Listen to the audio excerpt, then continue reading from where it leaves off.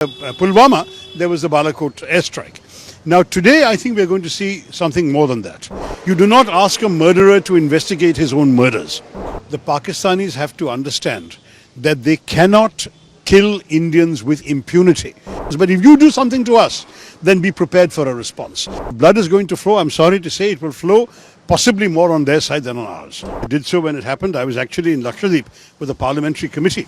But from there, with bad connectivity, I was still able to get out a message condemning it very strongly. I think there is no doubt anymore in anyone's mind.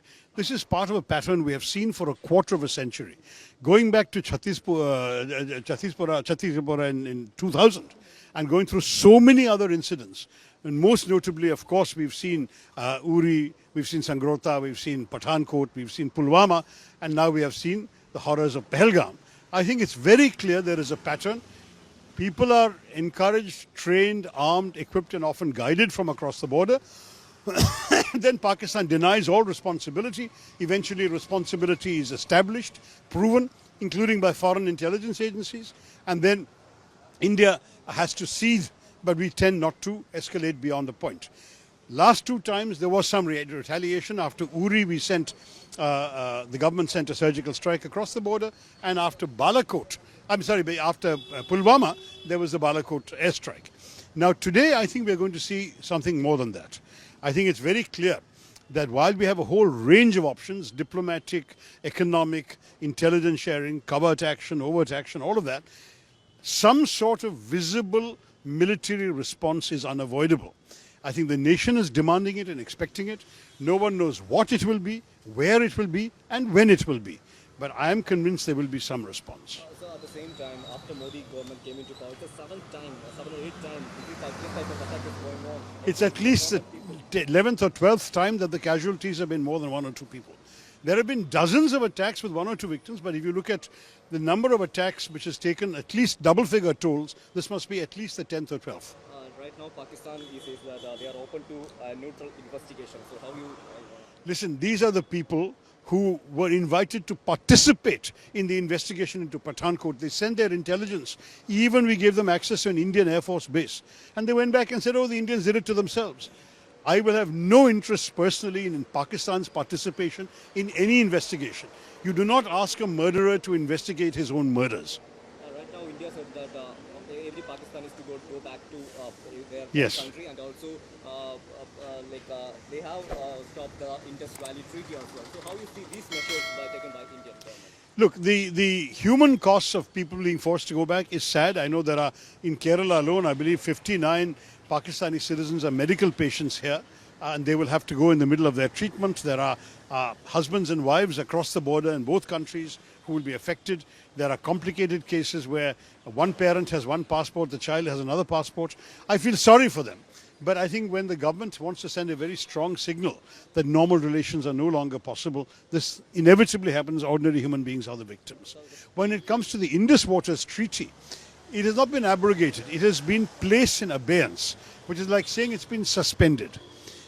Frankly, at the moment, I don't see very much change to the Pakistanis because India has not built either storage facilities or diversionary structures into which the water can go. So we cannot suddenly say tomorrow, Pakistan, you're getting no water, because where will the water go? We can't flood India either. So it is more a symbolic gesture at this point. The treaty is in suspension. We will not feel ourselves bound by it. What we do to implement more serious measures, I leave it to the government. At the same time, Pakistan People Party Chairman Bilawaz Bhutto says that he threatened that the blood will flow in reverse if water is stopped. Look, there is all this inflammatory rhetoric. The Pakistanis have to understand that they cannot kill Indians with impunity. It's as simple a message as that. You want to leave your life in peace, we will not bother you, we will leave you in peace. We have no designs on Pakistan. We don't want to do anything to the Pakistanis ourselves, but if you do something to us, then be prepared for a response. I think that message is very clear. They can say what they like, and if blood is going to flow, I'm sorry to say it will flow possibly more on their side than on ours. One last question is about the opposition. Says that the intelligence has been failed, the government has been failed. Right now, MA Baby, the CPM General Secretary, says that the revoke of Article 370 is the main cause of these kind of issues happening in India. So, how would you see those? Look, as far as intelligence failure is concerned, it's obvious that there was not foolproof intelligence. Obviously, there was some failure, but the question is whether the inevitable investigation that is required should be the priority now, or whether a credible response should be the priority now. In due course, there will have to be an investigation by the government, because it's the government's own responsibility to fix accountability and figure out what happened. And I hope they will do so. But we've got the example of Israel, October 7th. The world's best intelligence services, according to everybody, were taken by surprise on October 7th just 2 years ago. And my own view very clearly is that it seems to me that just as the Israelis are waiting till the end of the war before they demand accountability and answers, similarly, we too should first see the present crisis through, and then definitely there should be an accounting. But I don't expect at any time now or in the future that any country will ever have 100% foolproof intelligence. Sometimes you succeed, sometimes you don't. We'll never know about the various terror attacks that were successfully thwarted. We only know about the ones we failed to thwart. That is normal in any kind of relationship.